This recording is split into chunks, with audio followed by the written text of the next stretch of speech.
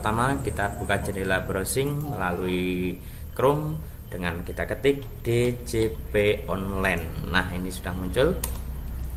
Kemudian kita klik yang paling atas, DJP Online Ditjen Pajak. Maka akan muncul menu login. Nah, kita isikan NPWP atau NIK bagi yang sudah divalidasi. Nanti sekalian saya mau berikan tata caranya memvalidasi NIK dan NPWP. Jadi untuk tahun 2024 NIK itu akan divalidasi dengan NPWP. Jadi nanti kita menggunakan NPWP cukup menggunakan NIK, dan juga BPJS cukup menggunakan NIK. Jadi nomor induk kependudukan kita akan berguna untuk NPWP dan juga berguna untuk BPJS. Baik, kita isikan NPWP di sini, kemudian kita isikan kata sandi, kemudian kode keamanan yang berwarna biru ini kita salin di sini, kemudian kita login. Maka akan masuk ke halaman berikutnya. Namun bagi kebanyakan yang lupa, maka kita bisa klik dengan lupa kata sandi seperti ini. Maka kita akan diminta untuk permohonan ubah kata sandi di sini. Caranya kita masukkan NPWP kita, kemudian nomor EVIN. Nah, di sini kebanyakan yang lupa adalah nomor EVIN-nya. Bagaimana cara mendapatkan nomor EVIN? Kalau dulu tahun 2022 itu ada layanan EVIN di kantor-kantor kecamatan biasanya, kalau tidak langsung di kantor pajak. Namun untuk tahun ini ternyata layanan EVIN cukup melalui layanan WhatsApp.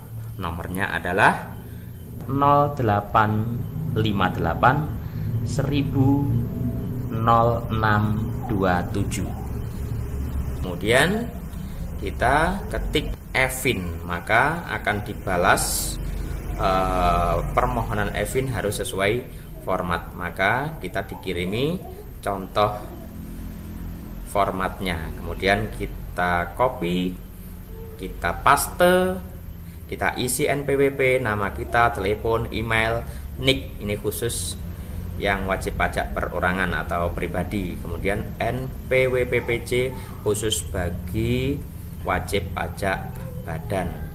Kita isi semua, kita kirimkan, kemudian kita akan dibalas, permintaan EVIN Anda telah kami terima, terdapat satu antrian kalau ada satu antrian, kalau tidak ada antrian, begitu dan seterusnya. Lanjutannya adalah permintaan EVIN hanya diproses pada hari kerja pada jam 08.00 sampai dengan 15.00 waktu setempat, mohon ditunggu. Ini saya mengirimkan pada pukul 17, berarti di luar jam kerja, dan ternyata beberapa menit kemudian di luar jam kerja itu kita pun langsung mendapatkan nomor EVIN. Kalau sudah mendapatkan nomor EVIN, kemudian kita isikan NPWP di sini, EVIN-nya kita isikan. Kalau lupa email, kita centang lupa email dan berikan email yang baru supaya kita dapat membuka email yang baru tersebut. Masukkan kode keamanan di sini, kemudian submit. Setelah kita submit, maka akan muncul di email, dan email kita buka. Nah, ini saya sudah mendapatkan kiriman email. Nah, seperti ini. Ubah password kita lakukan, ubah password melalui email di sini. Setelah kita lakukan ubah password, pastikan password yang baru kita catat atau kita ingat-ingat supaya kita tidak lupa lagi. Kemudian setelah mendapatkan password, kita masuk dengan password yang baru saja kita perbaharui. Baik, langkah-langkahnya adalah kita masukkan NPWP kita dan kata sandi yang kita perbaharui. Jangan lupa salin kode keamanan di sini. Kemudian kita login.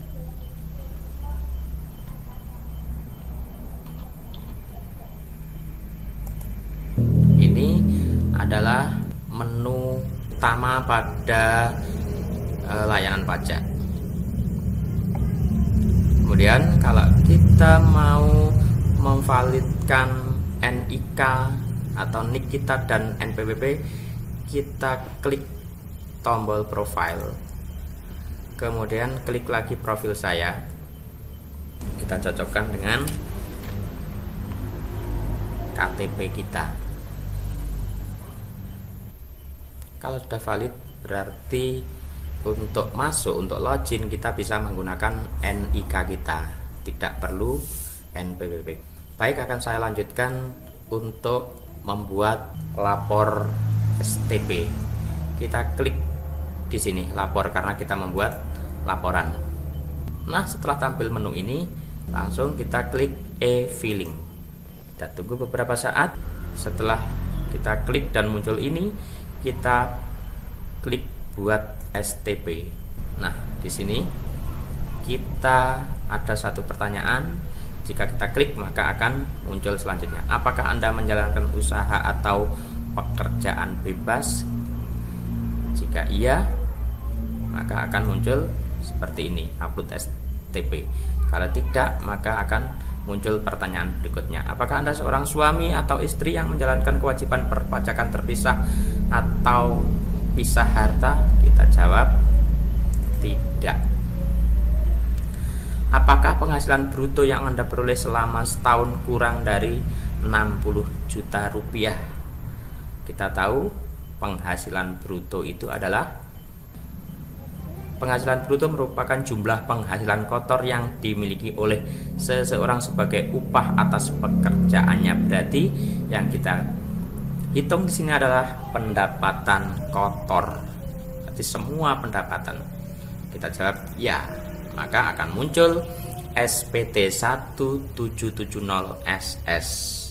Kalau kita penghasilan kita lebih dari 60 juta, maka kita klik tidak dan ada lanjutannya seperti ini.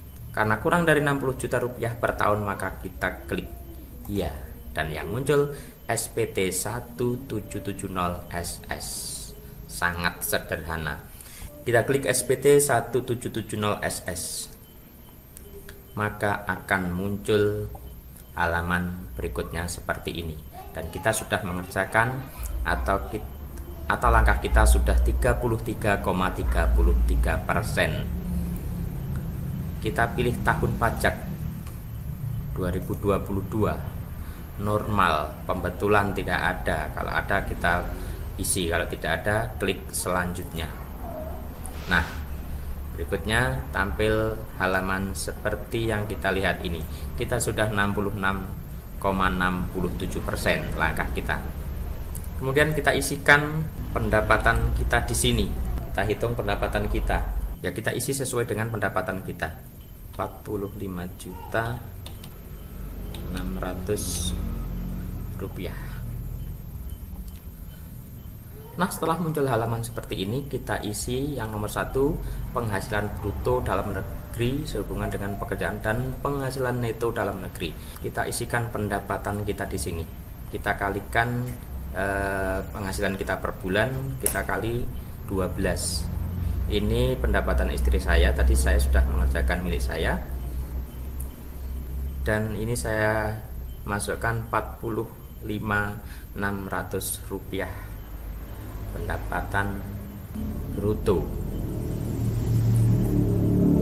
Kemudian pengurangan, kalau tidak ada kita tidak isi, kalau ada kita isi. Kemudian nomor 3, penghasilan tidak kena pajak, kita pilih. Kalau belum dipilih, maka di sini akan merah ya. Nah,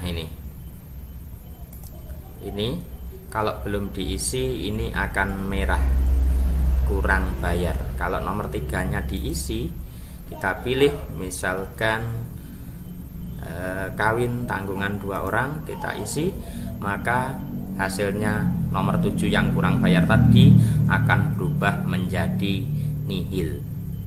Setelah selesai, kita lakukan langkah berikutnya. Ini tadi yang A. Kemudian yang B, penghasilan yang dikenakan PPh final dan yang dikecualikan dari objek pajak. Kalau ada kita isi, Kalau tidak ada, kita biarkan 0 seperti ini, kita klik berikutnya. Kemudian yang C, daftar harta dan kewajiban, jumlah keseluruhan harta yang dimiliki pada akhir tahun pajak.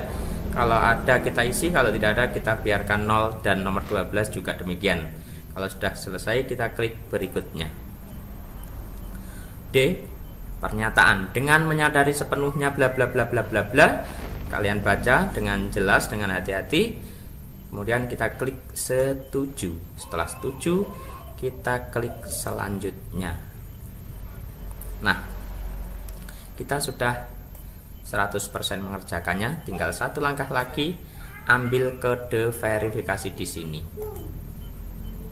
Nah, di sini kita pilih melalui email atau melalui SMS. Kita pilih email. Oke. Sukses. Ya. Kemudian kita buka email kita. Belum masuk. Nah, ini sudah masuk.